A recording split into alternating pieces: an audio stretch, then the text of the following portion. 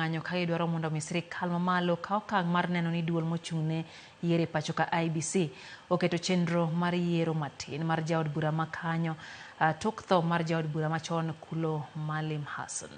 Jodak go ywak ni bedo ni gionge gi jaod bura osedoko gi chien, kendo chenro mag dongruok bende odok chien e gwengego, kendo osekelo negi midhiero mopogore opogore. Jotelo mag gwengego koro dwaro mondo sirkal mamalo tim lokruok ne chike mag IBC mondo jakom duol no thuolo mar keto chenro mar yiero.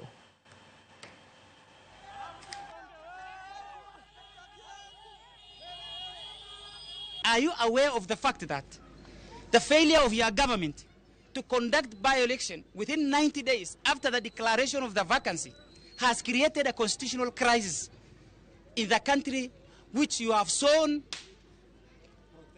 to protect its constitution? Mr. President, it is because of all those reasons we are requesting you to actively help resolve this matter.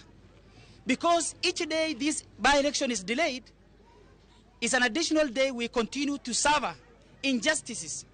Wakilishi wa bunge katika national, yani bunge wa kitaifa, warekebishe katiba ili secretariat ya IBC wanaweza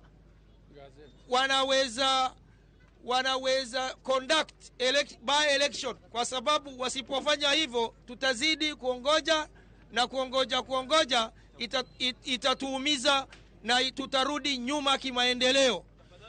Rais atengeneze aunde kamati ya IBC. Election afanye haraka. Zamani miezi 3, sasa miezi 15.